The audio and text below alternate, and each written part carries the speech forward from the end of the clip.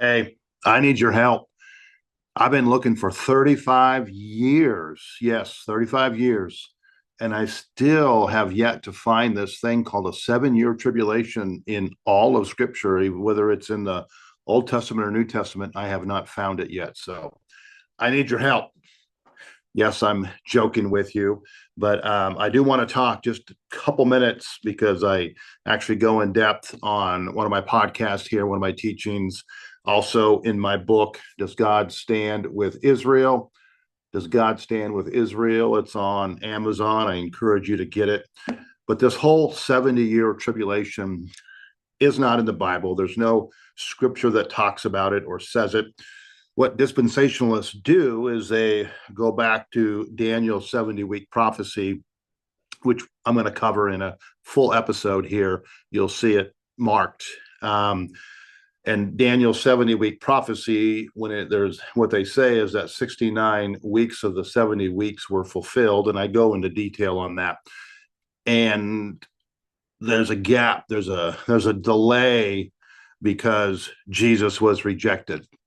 So that delay or that gap in Daniel's 70-week prophecy is been going on for over 2,000 years, and dispensationalists obviously have no idea when this gap or this delay in Daniel's prophecy is going to actually reoccur and start again and do the last week, which obviously is a 7 year period, which is where they get a 7 year tribulation.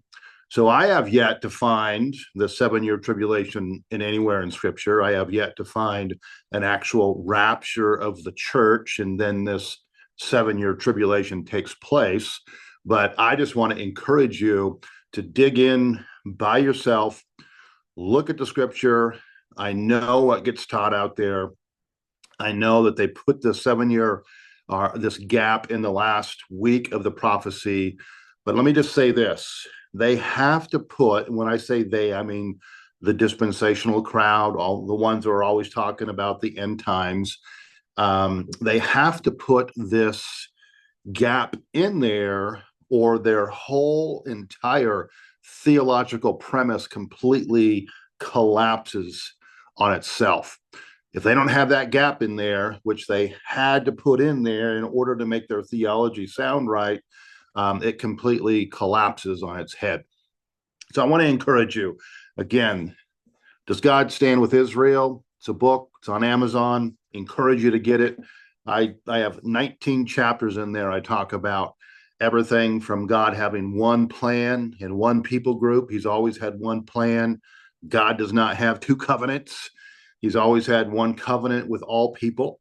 And he took the kingdom from the nation, the political nation of Israel in Matthew chapter 21, and gave it to another nation, which was a group of Jews, his disciples at that time. And he gave it to them as a new nation, a spiritual nation, that they would produce the fruit of it. And I go into detail, 19 different chapters on the Abrahamic covenant, the Mosaic covenant, the Davidic covenant.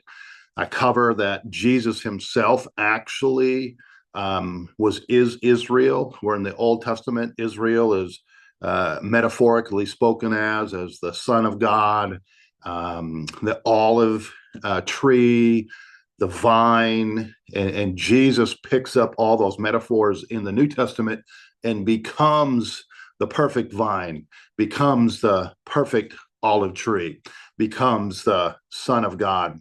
And I cover all those things. So I encourage you to get the book.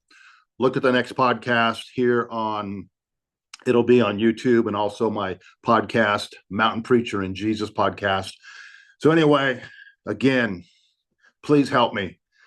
I don't know how many people I've asked in the last 30 years, please show me this 7 year tribulation and the rapture of the church and God taking the church out, the Gentile church, they call it, and then dealing with his purpose, Israel, in the end, which is just not true as well.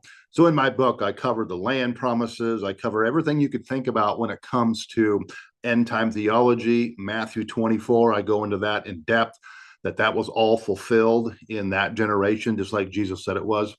So check it out. This is Mountain Preacher and Jesus podcast. I appreciate it. Yes, I'm being a little sarcastic, but I want to get your attention because I want Christians to actually look for themselves and quit listening to people talk about this 7-year tribulation when it doesn't exist. So why don't you go find out yourself and look and search and uncover all the rocks in scripture and go, wow, it's not even actually here. So where do we go with this? Because if the 70-week prophecy of Daniel has been fulfilled and there's no 7-year tribulation, then the whole premise of dispensational theology completely collapses on itself. Mountain Preacher and Jesus Podcast coming at you. Check out the book, check out the podcast. Looking forward to hearing from you. Thank you.